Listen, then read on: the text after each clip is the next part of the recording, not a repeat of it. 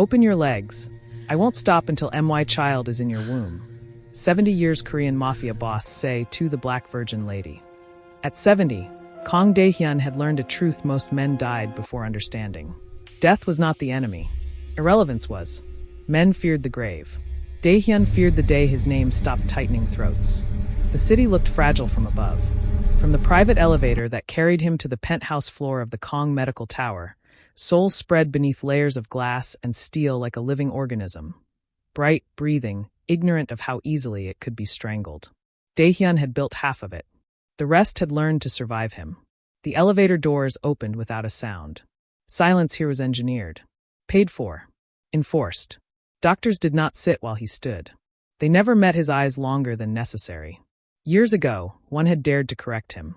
That man now lived quietly under a different name, if he lived at all.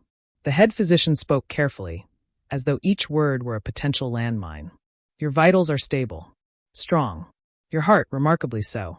For a man of your age. Dae-hyun raised a single finger. The doctor stopped breathing mid-sentence. Age. Such a soft word for decay. You're telling me, Dae-hyun said slowly, that my body still obeys me. The physician swallowed. Yes, Chairman Kong. Good. Because bodies were replaceable. Empires were not. When the doctor left, Dae-hyun remained seated, staring at the black glass window that reflected his image back at him. He studied his face the way one studies a battlefield after victory, calculating losses. The eyes were still sharp, the jaw still unyielding. But time had left fingerprints no power could erase. He had no wife, no son, no continuation. Everything he had built, decades of blood, loyalty, betrayal, and calculated cruelty, balanced on nothing. A kingdom with no crown prince. He felt it then, not panic, not fear, but something colder. A quiet rage. He had not survived warlords and governments, just to be forgotten by history like an old rumor. No, he murmured to his reflection. I decide when this ends. The Kong estate that night felt different. It always obeyed him, but tonight it watched. Security cameras blinked red like unblinking eyes. Footsteps echoed too loudly. Every corridor felt longer, narrower, like the inside of a ribcage. Dae-hyun moved through it slowly, deliberately, as if stalking a thought. He had owned women before. Beautiful ones. Strategic ones. Women who smiled while calculating escape routes. Women who thought proximity to power meant protection. They had bored him. They wanted his wealth, not his name. Not one of them had ever been worth passing his blood through. As he rounded the east wing, he stopped. Not because someone blocked his path. Because something disrupted the pattern. A sound. Soft. Rhythmic. Cloth against stone. He looked down. A young woman knelt on the marble floor, scrubbing carefully, methodically, as though the world beyond the task did not exist. Her uniform was plain. Her movements disciplined. Her posture respectful, but not submissive. She was not afraid. That disturbed him. Fear was instinct. Fear was honesty. This girl worked inside the house of a monster and did not tremble. How long has she been here? Dae-hyun asked. The head of security stiffened beside him. 3 weeks, Chairman. Night staff. Temporary. Temporary. Dae-hyun watched her hands. They were steady. No shaking. No rushing. She worked as if cleanliness itself were a form of control. What's her name? Amina Cole. Foreign national. No relatives in Korea. No criminal ties. Religious upbringing. No romantic history recorded. No romantic history. The phrase settled into Dae-hyun's mind with unsettling weight. He stepped closer. Only then did she look up. Her eyes met his, not boldly, not coyly, but with awareness sharp enough to cut. She recognized danger without dramatizing it. There was no plea in her gaze. Only quiet calculation. She understood hierarchy. She did not worship it. Something old and predatory stirred in Dae-hyun's chest. Not desire, not lust, but recognition. This woman had not been worn down by men. Not yet. She lowered her eyes again, returning to her work, unaware that she had just been measured. Not as a servant, not as a woman, but as a solution. Remove her from temporary rotation, Dae-hyun said calmly. Assign her to the estate permanently. The order was absolute. Security nodded without question. Amina felt it then, the shift in air, the tightening silence, but she did not look up again. She could not know that her anonymity had just died. As Dae-hyun turned away, a single thought anchored itself in his mind, sharp and unrelenting. A woman like that does not belong to chance. She belongs to consequence. He did not smile. Smiles were for men who doubted themselves. He walked down the corridor, the echo of his footsteps merging with the sound of her scrubbing behind him, cleaning a house that would soon consume her. Above them all, Seoul glittered, unaware that a future had just been decided in silence. And Kang Dae-hyun, who had ruled through fear his entire life, realized something far more dangerous than aging. He wanted to leave something alive behind.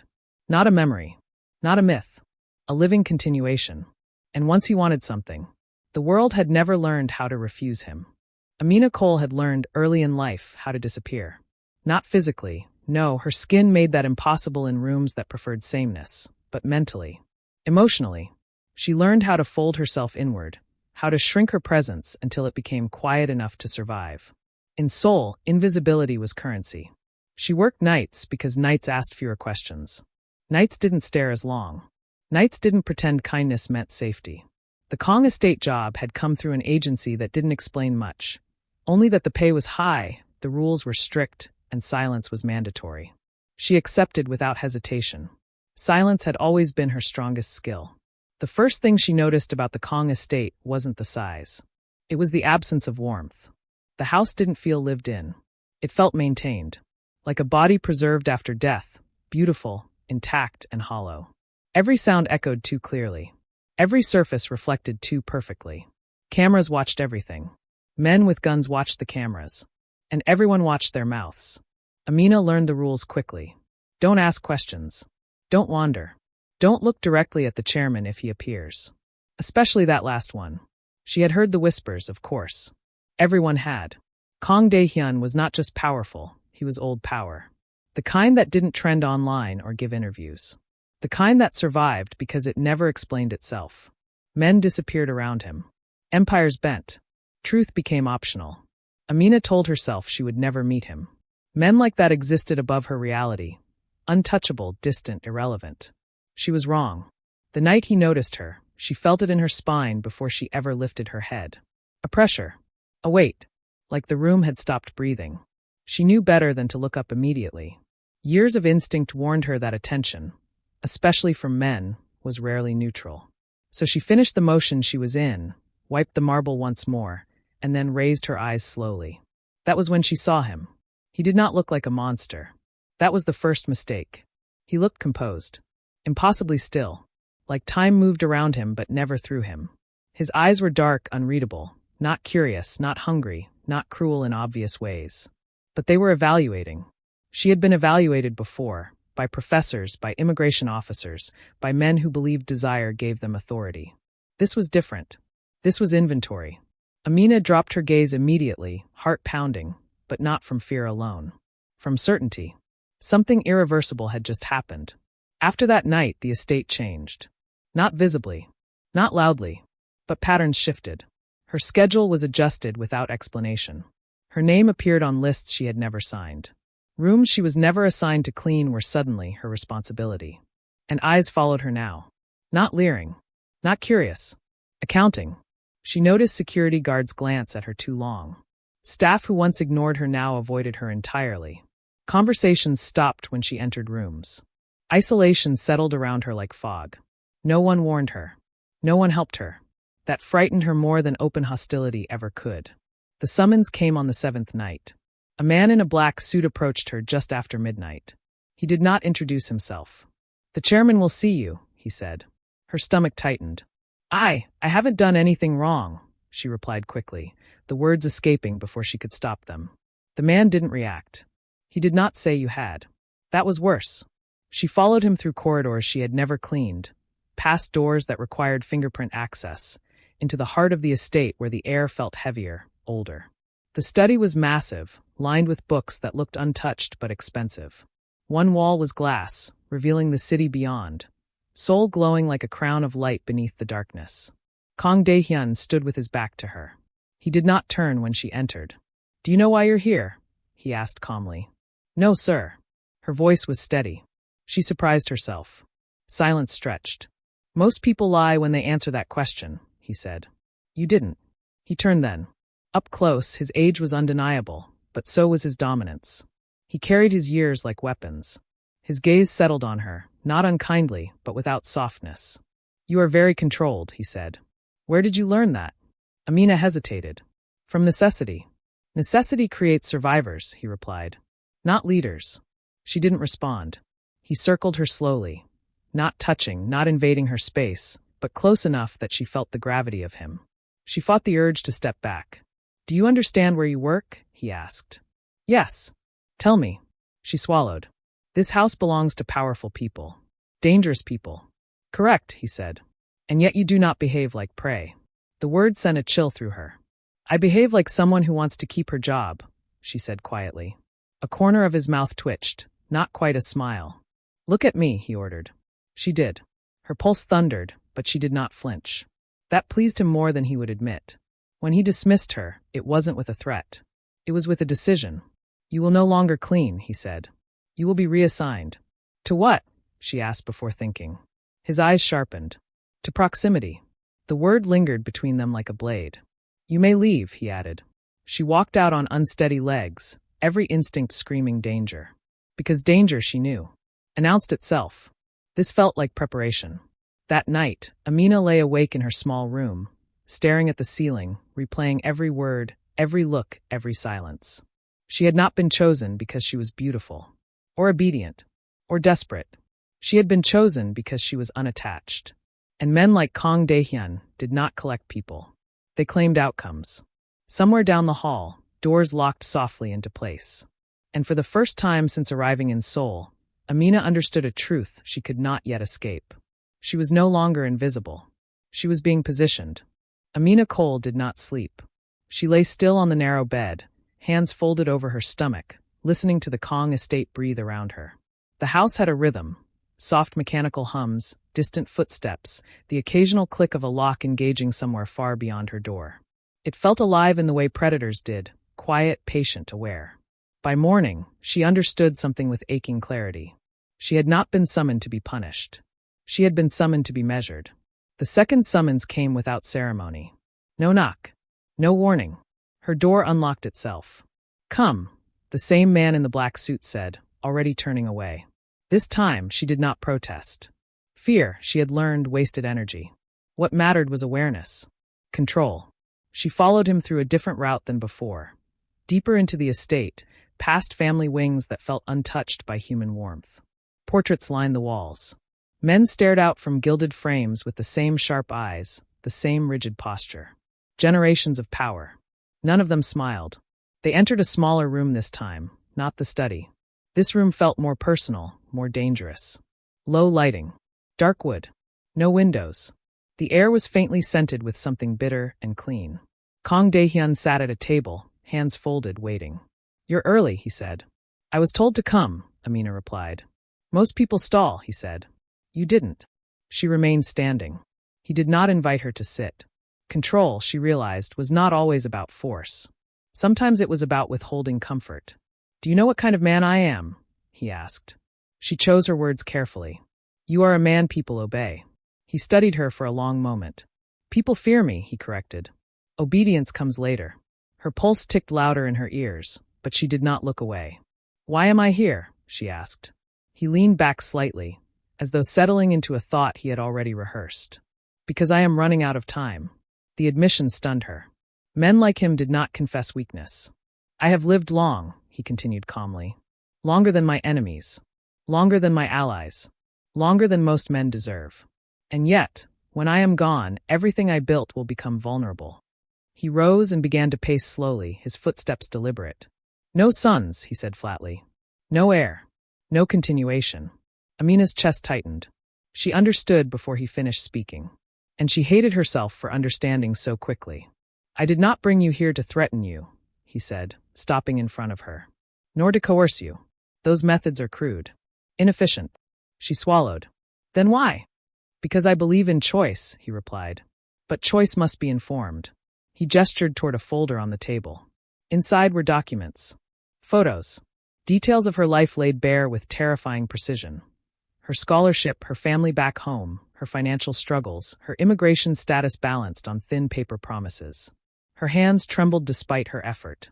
"You see," Dae-hyun said softly, "you are unprotected, untethered. invisible to the systems that pretend to be fair. He looked at her, eyes sharp. I can change that. Her voice came out hoarse. At what cost? Silence. Heavy. Intentional. Then he spoke words that reshaped the room. I want a child, he said. An heir who will not be corrupted by weakness or divided loyalty. Amina's breath caught. I chose you, he continued, because you are untouched by the games that rot people from the inside. You do not belong to anyone. You have no one who can be used against you. The implication pressed in from all sides. She felt cold. You are asking me to give up my body, she said quietly. No, he corrected immediately. I am asking you to consider sharing your future. She laughed once, sharp, disbelieving. That's the same thing. His gaze hardened, but he did not raise his voice. No, he said again, because I will not take what is not offered. He stepped closer, but stopped just outside her space. You will have protection, education, independence. Your family will be cared for. You will never be touched without your consent. Ever. She searched his face for deception. Found none. That terrified her more than lies would have. And if I refuse, she asked. He did not hesitate. Then you will leave this house, he said calmly. Your contract will end. Your visa will expire. The world will resume treating you exactly as it always has. Not a threat. A statement. Amina closed her eyes. She saw two futures. One small, fragile, constantly running. The other vast, dangerous, consuming. Both required sacrifice. She opened her eyes again. If I say yes, she said slowly, I keep my name. My will. My right to leave. A long pause. Then Kang Daehyun inclined his head, just slightly. Yes. And I am not owned. His eyes darkened, something unreadable passing through them. You will never be owned, he said. You will be chosen. The distinction felt thin as glass. But it was something. That night, Amina sat alone in her room, the folder unopened on the bed beside her. She felt no triumph, no relief, only the heavy awareness that her life had narrowed to a single decision, and that neither path was free. She was not being dragged. She was being invited. And invitations, she knew, could be far more dangerous than force. Somewhere in the estate, Kang Daehyun stood at his window, watching the city glow. He felt no guilt, only certainty, because for the first time in decades, the future did not feel empty. It felt within reach. And once something was within his reach, history suggested it never escaped. The contract was never signed. That was the first thing that unsettled Amina. No paper, no witnesses, no ink binding her to Kang Daehyun's will. Only a verbal agreement spoken in a room without windows, sealed by silence and the unspoken understanding that words, once given here, carried more weight than law. You may reconsider at any time, he had said before dismissing her. And somehow, that frightened her more than if he hadn't. Her room changed overnight. Not in size, but in intention.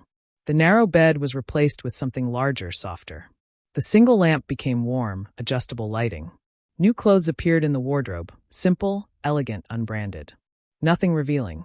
Nothing childish. Everything chosen to fit a woman meant to be seen, not displayed. No one explained anything. No one asked her opinion. And yet, nothing felt like a cage. That was the cruel genius of it. The door still locked from the inside. The windows still opened.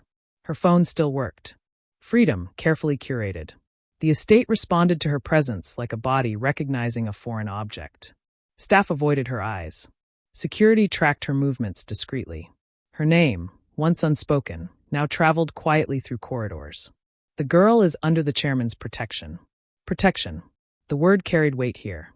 It meant untouchable. It also meant marked. Amina felt it everywhere she went. The invisible perimeter around her. The way conversations died when she entered rooms. The way even senior staff adjusted their posture around her. She had not been announced. She had been acknowledged. She did not see Kang Daehyun for days. That, too, felt intentional. He did not summon her. Did not check on her. Did not hover. He let the house do the work for him. Isolation settled slowly, like a fog she couldn't outrun. She ate alone. Walked alone. Thought too much. The quiet pressed in, forcing her to confront what she had agreed to consider. Not marriage. Not ownership. Not love. A role. A future. A child who did not yet exist but already cast a shadow over her body. She hated how calm she felt about it. On the fourth night he appeared. No announcement. No warning. She was standing at the window, watching Soul glitter like a living thing, when his reflection appeared in the glass behind her. "You should sleep," he said. She did not jump. "I do," she replied. "Eventually." He nodded, as if that answer satisfied him. He stood several feet away, hands clasped behind his back, posture formal. Not a man intruding, but a man allowing himself to be present. "You've been observing," he said. "Yes. What have you learned?" She considered lying. Decided against it. "This house doesn't forgive mistakes," she said. "And it doesn't forget favors." A pause. "Good," he replied. "You understand power." She turned to face him then. Up close, the lines of age were more visible, but so was the strength beneath them. He did not look frail. He looked compressed, like a lifetime of violence had been folded neatly into stillness. "Why haven't you touched me?" she asked quietly. The question hung between them, dangerous, deliberate. His eyes darkened, but he did not move. "Because you are not ready," he said. "And because when I do, it must be by your decision, not mine." Her throat tightened. "Do you always control yourself this carefully?" "No," he answered honestly. "Only when something matters." That answer stayed with her long after he left. Days passed, then weeks. They shared meals, always across a table, never beside each other. Conversations stayed controlled, almost academic.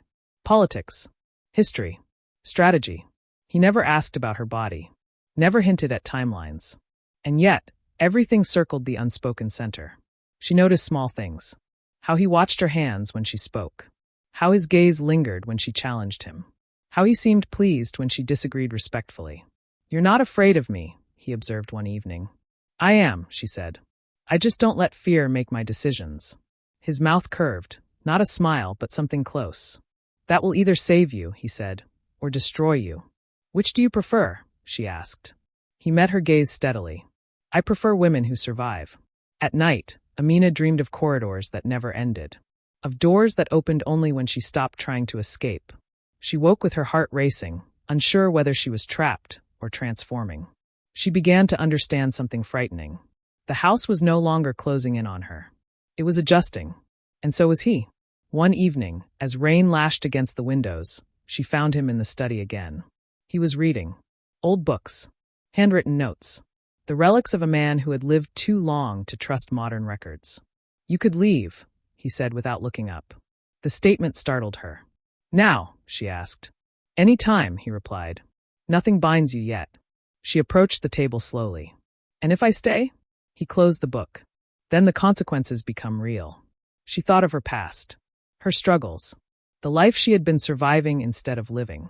She thought of the future he offered, dangerous, consuming, but solid. "I don't want to be a vessel," she said softly. "You won't be," he replied. "You will be a partner in outcome. Not love, not equality, but something dangerously close to respect." Amina exhaled slowly. For the first time since arriving in Seoul, she realized the truth. The question was no longer whether Kang Dae-hyun would change her life. He already had. The question was whether she would let him change her. And as the storm raged outside, she understood something else, something far more unsettling. She was no longer deciding out of fear. She was deciding out of curiosity. The rain began just after dusk. Not the polite kind that tapped at windows and left. This rain arrived with intent. Heavy, relentless, drenching the estate in sound until even silence felt soaked through. Thunder rolled distantly, like something ancient shifting in its sleep. Amina stood in her room, barefoot on cool stone, listening.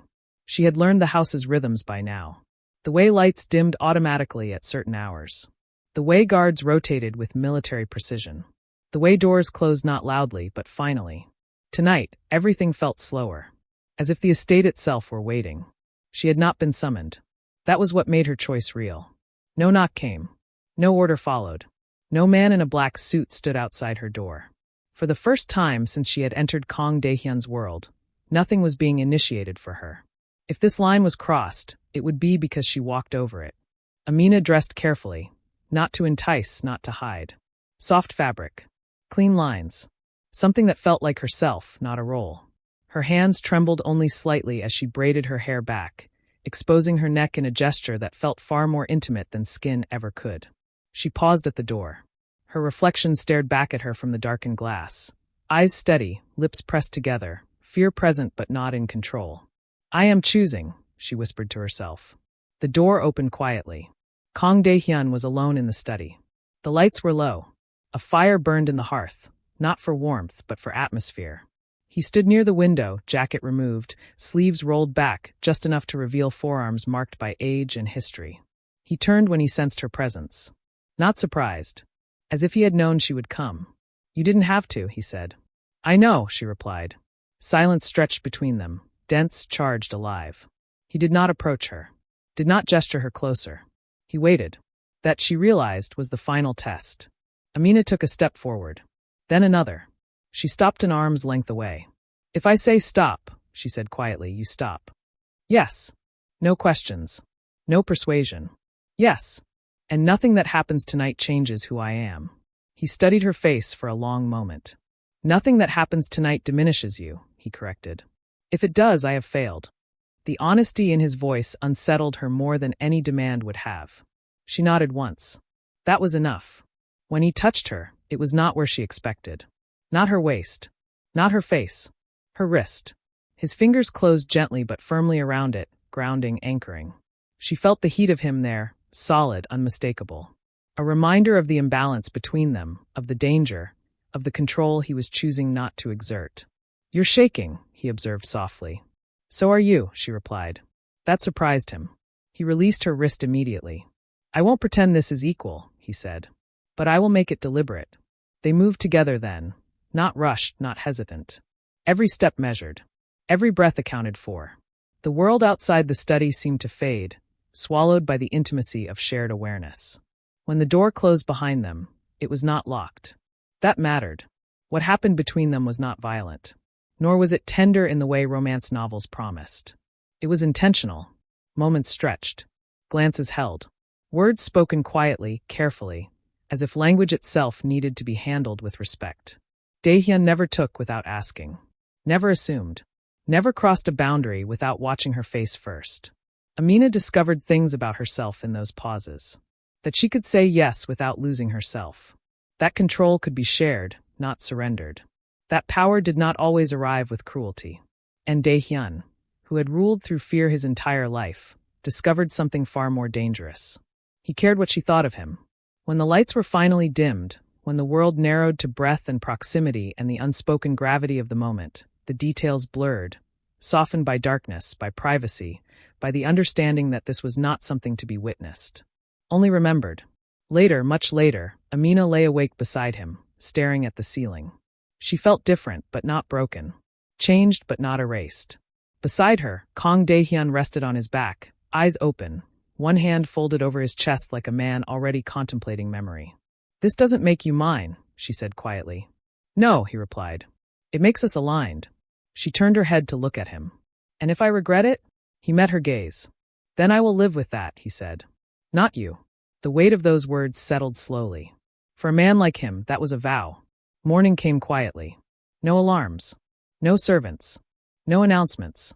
Sunlight filtered through the curtains, touching the room with something dangerously close to peace. Amina dressed slowly, aware of every sensation, every thought rearranging itself in her mind. When she turned back, Dae-hyun was watching her, not possessively, not hungrily. Thoughtfully. You can still leave, he said. She believed him. That was the problem. I know, she replied. She walked out of the room on steady legs, the door closing softly behind her. The estate resumed its rhythm. But something fundamental had shifted. The rules had not been broken. They had been rewritten. And deep within the walls of the Kang estate, where power had always been cold and absolute, something new had taken root. Not love. Not yet. But consequence. Power always attracts predators. Kang Dae-hyun had spent 70 years understanding that truth. Power did not need to announce itself. It simply existed, and those who wanted it learned to circle quietly, patiently, waiting for weakness to appear. For decades, there had been none. Until her. The change began subtly. Too subtly for anyone unfamiliar with violence to notice. But Dae-hyun noticed everything. A delay in a weapons shipment. A driver who took an unfamiliar route. A security report that arrived 3 minutes late. 3 minutes was an eternity in his world. By the third day, he knew. Someone had sensed a shift. And shifts were invitations. Amina felt it differently. She felt it in the way guards no longer relaxed around her, in the way doors locked faster, in the way silence thickened whenever she entered a room where men whispered just moments before. She had crossed an invisible threshold. She was no longer just protected. She was significant. That terrified her. She stood at the window one afternoon, watching clouds bruise the sky over Seoul, when Daehyun joined her. He did not touch her, but his presence altered the air immediately, like gravity adjusting itself. "You should not move alone anymore," he said calmly. Her shoulders stiffened. "Am I in danger?" "Yes." He did not soften it. She turned to him. "From who?" "Everyone," he replied. The honesty struck harder than reassurance ever could. That night, the first warning arrived. Not as violence, as information. A man was intercepted near the estate perimeter, unarmed, well-dressed, carrying nothing but a phone filled with photographs. Pictures of Amina entering cars, leaving buildings, standing at windows, being observed. He wanted to sell, the head of security reported, to rival families. Daehyun listened without expression. "What did you do with him?" he asked. The answer came without hesitation. "He won't be selling anything again." Amina heard none of this, but she felt it. That night, she woke abruptly, heart racing, convinced someone had spoken her name aloud. The room was dark, silent, but her body knew something had changed. When she didn't sleep again, she rose and walked the halls until she reached the study. Daehyun was there. Of course he was. "You feel it," he said without looking up. "Yes." "Good," he replied. "That means you'll survive." She folded her arms tightly around herself. "I never agreed to be a weakness." "You are not a weakness," he said sharply. She flinched, not from volume, but from intensity. "You are leverage," he continued, voice low. "And leverage is dangerous." Her throat tightened. "Then why keep me here?" He stood, closing the distance between them in 2 measured steps. "Because if I push you away now," he said quietly, "they will know you matter." She stared at him, horror dawning. "So I stay to protect myself?" "No," he corrected. "You stay because I protect what's mine." The word landed heavily. "Mine." She searched his face for possession. Found something worse. Resolve. The attack came 2 days later. Not at the estate. In public. Amina had insisted on attending a private art exhibition. Something harmless, controlled, symbolic of normalcy. Daehyun had allowed it with conditions. Heavy security, a short appearance, constant proximity. Still, it happened. A sound like a firecracker. A scream. Chaos folding inward. A bodyguard went down. Daehyun moved instantly, shielding Amina with his body, dragging her behind cover with force that bruised but saved. She heard shouting, weapons drawn, orders barked in clipped tones. Her world shrank to breath and heartbeat. When it was over, 3 men lay bleeding on marble floors. None of them were alive. She did not see their faces. She saw Daehyun's hands shaking slightly as he checked her for injuries. That was when she understood the truth. He had never been more dangerous than now. Because now he was afraid. Back at the estate, the illusion of distance shattered. Security doubled. Rooms were sealed. Movement restricted. Amina sat on the edge of her bed that night, numb. "I didn't ask for this," she whispered when Daehyun came to her. "I know," he said. "You said I wouldn't be owned." "You are not. Then why does it feel like a prison?" He crouched in front of her, not towering, not commanding. Just close. "Because you are seeing the cost of proximity to power," he said quietly. "And because I failed to keep you untouched by it." Her eyes burned. "Is this what you wanted?" she asked. "A future built on blood?" His jaw tightened. "No," he said. "This is what the world demands from men like me." She stood abruptly, anger finally cutting through fear. "Then let me go." Silence fell, heavy, lethal. He rose slowly. "If you leave now," he said carefully, "they will hunt you." Her breath caught. "Not because you are valuable," he continued, "but because you were once near me." Tears slid down her face despite her effort. "So my life is ruined either way?" "No," he said firmly. "It has changed." He reached out, stopping just short of touching her face. "And I will not allow them to take what they think I care about." She laughed bitterly. "Think." His eyes darkened. "I care," he admitted. The words were quiet. They shattered everything. That night, Amina lay awake again, this time not alone. She listened to the steady rhythm of his breathing, felt the heat of him beside her, and understood the terrifying truth neither of them wanted to speak. She was no longer just a woman in his house. She was a message. and every enemy Kang Daehyun had ever made would read her presence as a challenge. Outside, Seoul glittered oblivious. Inside, an empire tightened its grip around a future that now had a face. And for the first time in his long, violent life, Kang Daehyun knew exactly what fear felt like. Because losing power had never scared him. But losing her did. Betrayal never announced itself. It arrived disguised as routine. The first mistake was comfort. For 3 days after the failed attack, nothing happened. No threats. No intercepted communications. No movement from rival families. Seoul settled back into its rhythm, and even the Kang estate loosened. Just a fraction. That fraction was enough. Kang Daehyun felt it in his bones before the alarms sounded. 70 years of violence had trained him to distrust calm more than chaos. "Lock the inner gates," he ordered over the phone, already moving. Too late. Amina was in the garden. It was the only place that still felt real to her. Stone paths glistened from recent rain. Lanterns cast soft light over trimmed hedges. The air smelled like earth and something faintly floral.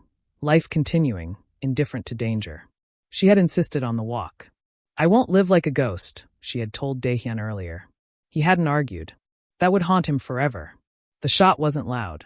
It was precise. A suppressed crack, sharp, efficient, followed by the sudden collapse of a guard just 10 feet away. Amina screamed as hands grabbed her from behind, rough cloth pressed over her mouth, arms yanking her backward into darkness. She fought. Harder than they expected. She bit, kicked, twisted. But training beat instinct. The world spun. Her head struck something solid. Pain flared white. Then nothing. The alarm tore through the estate seconds later. Red lights. Locked doors. Shouting men. Daehyun reached the garden just in time to see blood on stone and empty space where she had been. For the first time in decades, he did not control his face. "Find her," he said. 2 words. A death sentence for anyone who failed. Seoul did not hear screams that night. But it felt them. Daehyun mobilized everything. Networks buried so deep even governments pretended they didn't exist. Phones rang in the middle of the night. Planes were grounded. Borders tightened. Entire neighborhoods went dark as power grids flickered under silent orders. Men who had once sworn loyalty to other kings suddenly remembered old debts. Someone had taken something that did not belong to them. And Kang Daehyun was not known for forgiveness. Amina woke tied to a chair.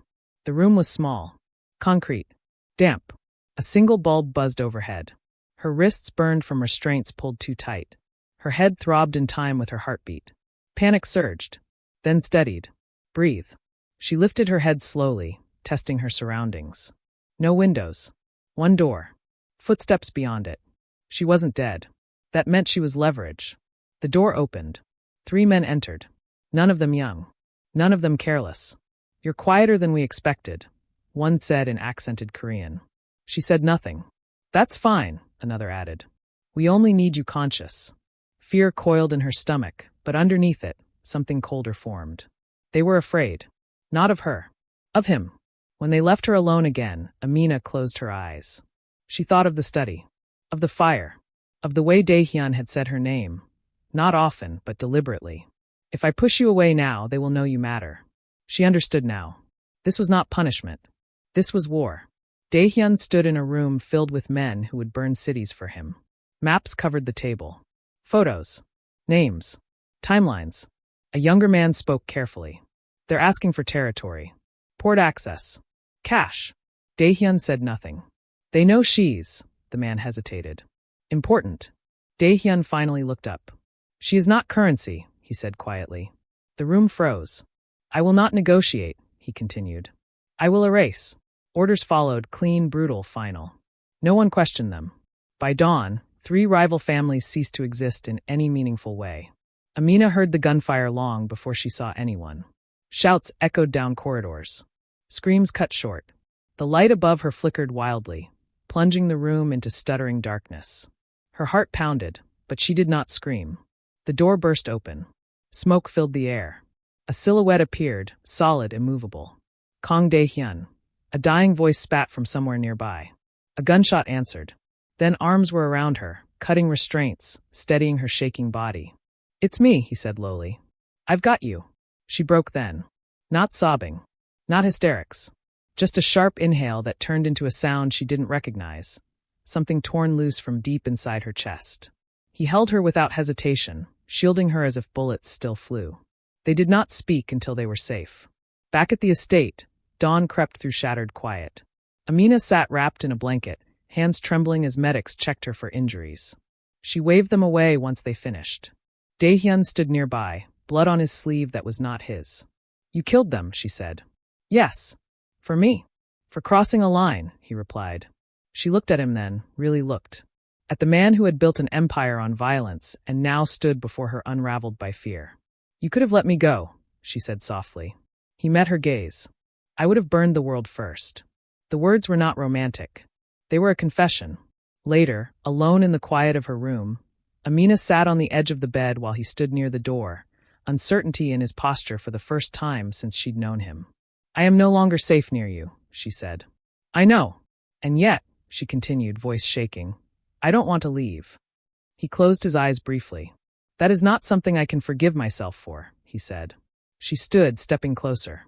"Then don't forgive yourself," she replied. "Just don't abandon me." He reached out, stopped himself, then finally pulled her into his arms. Carefully, desperately. Outside, Seoul woke to another ordinary morning. No one would ever know how close the city had come to burning. But inside the Kong estate, something irreversible had occurred. This was no longer a contract. No longer a calculated future. This was bonded by blood, sealed by violence neither of them could undo. And both of them understood the truth now. There would be no clean ending. Only survival. Together. The city pretended nothing had happened. Morning traffic returned. Cafes opened their doors. Screens glowed with harmless headlines. Seoul had always been good at absorbing violence and continuing on, as if blood were just another rain it knew how to rinse away. Inside the Kong estate, however, the air had changed. It was quieter now, not the tense, predatory silence of before, but something heavier. Aftermath. The kind that followed wars no one admitted had occurred. Amina felt it the moment she woke. Her body ached in unfamiliar places, not from injury, but from shock finally loosening its grip. Bruises bloomed softly along her wrists and arms, fingerprints of hands that had tried to turn her into currency. She pressed her palm to her chest and breathed until the tremor passed. She was alive. That thought alone felt unreal. Kang Daehyun had not slept. He stood in the study as dawn crept across the glass wall, watching light spill over a city he had almost destroyed. Reports lay untouched on the table behind him. Casualty lists, damage assessments, confirmations of silence where enemies once spoke. He did not care. Power had always been a language he spoke fluently. Violence a dialect. But fear. Fear had rewritten him. For the first time in his long life, he understood what it meant to have something taken from him before it was lost. Amina's scream still echoed in his mind. He had burned half the underworld to erase that sound. And he would do it again. When she entered the study, he turned immediately. "You should be resting," he said. "So should you," she replied. They stood facing each other, the distance between them small but charged. For days, they had moved around one another carefully. Two people carrying the same wound, unsure where to touch it. "I'm leaving the estate," she said suddenly. His jaw tightened, but he did not interrupt. "For a while," she added. "Not to run. To breathe." He nodded slowly. "I will arrange security." "No," she said gently. "I need to know I can still stand without walls around me." He studied her, conflict visible in every line of his face. "Seoul is not safe," he said. "Neither is this house," she replied. "But I can't heal in a place that keeps reminding me of what I cost."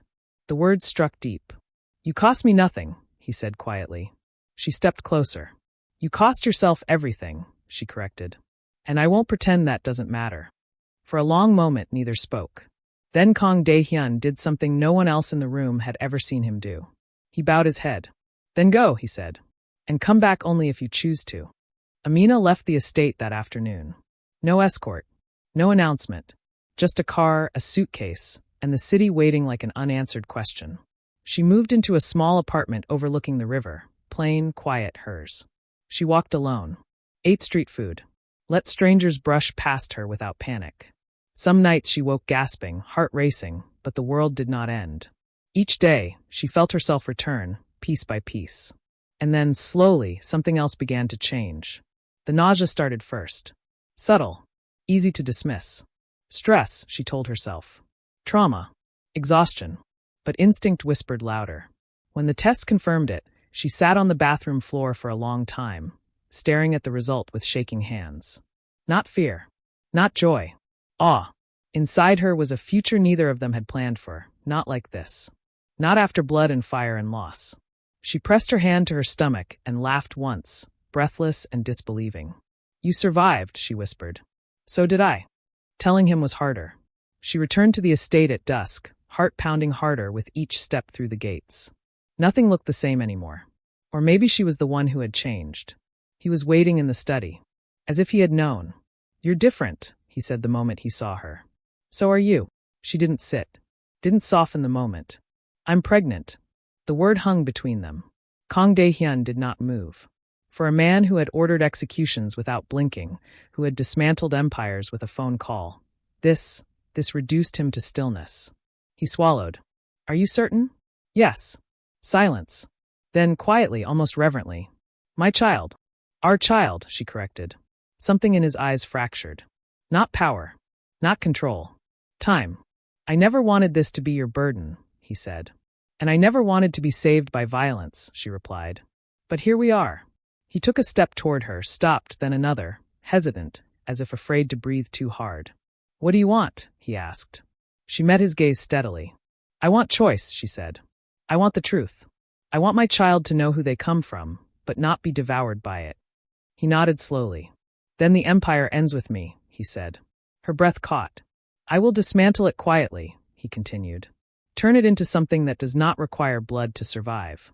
Your child will inherit my name, but not my sins. No one had ever asked that of him. And yet he offered it freely. Months passed. Soul shifted. So did Kang Dae-hyun. He stepped back from daily control, handed power to men who knew the cost of failure. He disappeared from public rumor. Became a shadow again, but this time by choice. Amina watched from a distance, her body changing, her strength growing in new ways. She learned that fear did not vanish, but it could be faced without surrender. Sometimes he joined her by the river. Sometimes they spoke of the future. Sometimes they said nothing at all. It was enough. On a quiet morning, with rain tapping gently against the windows, Amina went into labor. Kang Dae-hyun held her hand. Not commanding, not controlling, just present. When the child cried for the first time, something ancient and brutal finally loosened its grip on him. He wept. Not for the empire. Not for power. But for the miracle of something unbroken. The world would never know the full story. History would remember Kang Dae-hyun as a legend, feared, respected, erased slowly by time. But the truth lived on in quieter ways. In a woman who walked into darkness and chose herself. In a child born not from force, but from survival. In a man who learned too late, but not too late, to lay his weapons down. And when Amina looked at her child, she understood something that frightened her less than it once would have. Legacy was not about what you owned. It was about what you refused to destroy.